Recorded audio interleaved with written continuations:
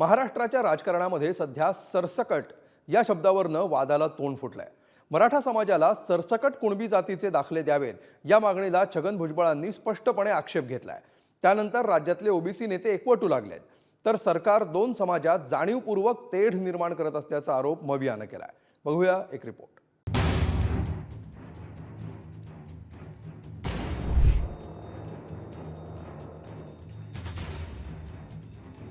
आता आपण बी हटायचं नाही, शांततेत आंदोलन करायचं, पण आता मात्र आरक्षण घेतल्याशिवाय हटायचं नाही। ते घराघरातल्या मराठ्यांनी ठरवलं। मराठा समाजाला सरसकट कुणबी जातीचे दाखले द्यावेत यावर मनोज जरांगे ठाम आहे। यासाठी न्यायमूर्ती शिंदे समितीची कक्षा महाराष्ट्रभरात वाढवण्यात आली आहे। मात्र आता या विरोधात ओबीसी नेते एकवटले। मंत्री छगन भुजबळांच्या बंगल्यावर सर्व ओबीसी नेत्यांची बैठक पार पडली। दिवाळीनंतर 4 ठिकाणी ओबीसी मेळावे घेत शक्ती प्रदर्शन करण्याचं ठरलंय। दिवाळीनंतर ओबीसी नेत्यांचे राज्यभरात दौरे, 4 ठिकाणी मेळावे। जालन्यातील अंबडमध्ये 17 नोव्हेंबरला ओबीसींचा पहिला मेळावा, 26 नोव्हेंबरला हिंगोलीत मेळावा, तर बिहारचे उपमुख्यमंत्री तेजस्वी यादवांना बोलावणार। ओबीसींमध्ये मराठ्यांना घेण्याचा प्रयत्न केल्यास सरकार विरोधात भूमिका घेणार।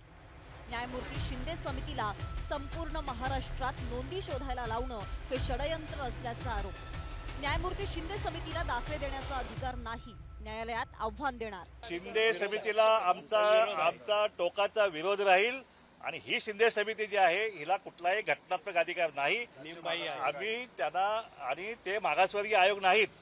सुप्रीम कोर्टाने किंवा घटनेच्या 15च्या 16च्या जी प्रक्रिया जी आहे त्याच्यामध्ये अशा प्रकारे समिती नेमून जी आहे मागासवर्गीय दाखले द्यायचे अशा कुठलाही समितीला अधिकार नाही। आम्ही न्यायालयामध्ये आव्हान देणार आहोत। जात संपून देऊ नका। जात जर संपवायला लागले हे तुम्ही संपलात म्हणून समजायचं। तुम्ही आहेतच किती मग मुठभर, तुम्हाला कोण गिनणार आहे मग उद्या? तुमच्या पाठीमागं जात हे मराठ्यांची, म्हणून मराठ्यांच्या नेत्याला किंमत आहे। तुम्ही जर आता मराठ्यांच्या पोराच्या आणि जातीच्या पाठीशी ही खरी वेळ आहे उभा राहायची, ही योग्य वेळ आहे। मराठ्यांना न्याय मिळवून द्यायची, मराठ्यांच्या पोरांचं कल्याण करायची आणि मराठ्यांच्या पोराला ताकद द्यायची, हीच खरी वेळ आहे। ह्या वेळेत जर तुम्ही नाही आलात तर मराठा समाज तुम्हाला कधीच माफ तर करणारच नाही, परंतु मराठे इतके खंबीर आहेत हे षडयंत्र मोडून टाकायला। यांनी आम्हाला चौकून दोर बांधलाय ओबीसी नेत्यांनी, पण ते दोर कापायची सुद्धा ताकद आता सामान्य मराठ्यांच्या करोडो मराठ्यात तयार झाली।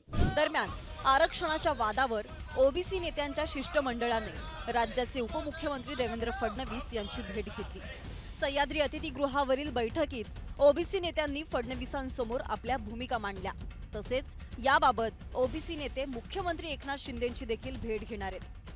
आज आम्ही देवेंद्र फडणवीस साहेब या ठिकाणी आहेत, त्यांचे उपमुख्यमंत्री, त्यांनी आम्हाला शब्द दिला होता की आम्ही कुठल्याही गोष्टीत आम्ही ओबीसीना धक्का न लावता किंवा वाटते काही होऊ देणार नाही। आणि म्हणून आज पुन्हा हे जे संभ्रमाचं वातावरण सुरू झालेलं आहे त्याच्यामध्ये आम्ही देवेंद्र फडणवीस साहेब विनंती केली की तुमची भूमिका काय, एक तर भाजप म्हणून भूमिका काय किंवा उपमुख्यमंत्री म्हणून भूमिका काय। तर त्यांनी पुन्हा एकदा स्पष्ट केलं आहे की आमची भूमिका अतिशय स्पष्ट आहे। आमच्या भूमिकेत मुळीच बदल झालेला नाही की आम्ही कुठल्याही परिस्थितीमध्ये ओबीसी आरक्षणाला आम्ही धक्का लावू देणार नाही, असं पुन्हा एकदा त्यांनी आम्हाला आश्वासित केलेलं आहे। मुळात सरकारने सांगितलेलं आहे की कुठल्याही परिस्थितीमध्ये आरक्षणाला धक्का लागणार नाही।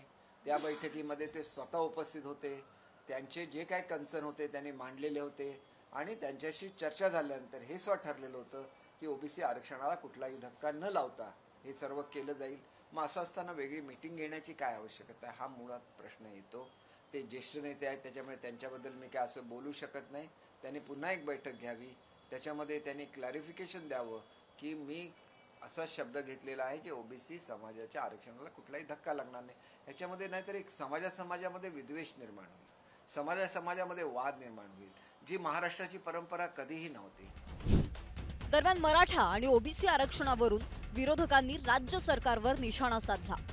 मतांसाठी दोन समाजात तेढ निर्माण केली जात असल्याचा आरोप महाविकास आघाडीनं केलाय। मी पहिल्या दिवसापासून सांगतोय की हे दोन समाजामधले कोंबडे झुंजू इच्छित आहेत आणि महाराष्ट्राचं पुढचं वर्ष हे अस्थिर कसं होईल यासाठी प्रयत्न करतायत। कारण का जमीन हल्लेली आहे, जमिनीखालचं सगळं गेलेलं आहे. त्याच्यामुळे आता दोन मोठे समाज कसे एकमेकांना भेटतील याच्यासाठी प्रयत्न सुरू झालेला आहे आणि हे ओबीसींच्याही लक्षात येत आहे आणि मराठ्यांच्याही लक्षात येत आहे. बघा, हा विषय अत्यंत नाजूक आणि गंभीर आहे. या महाराष्ट्रामध्ये जाती आणि पातीच्या नावावरती हे राज्य फोडण्याचं एक मोठं षडयंत्र आहे. या राज्यामध्ये अस्थिरता राहावी कायम आणि त्या अस्थिरतेच्या नावाखाली या राज्यातला उद्योग, व्यवसाय, रोजगार हा बंद पडावा आणि बाहेर जावा एकाच राज्यामध्ये बाजूच्या, यासाठी हे टाकलेले डाव आहे. गरीब ही जात आहे आणि गरीब जात आणि एक श्रीमंत जात या दोनच जाती समजा या देशामध्ये निर्माण करण्याचं देशाचे प्रधानमंत्री आणि भाजपचा मनसुबा असेल तोही लोकांना स्पष्ट केला पाहिजे.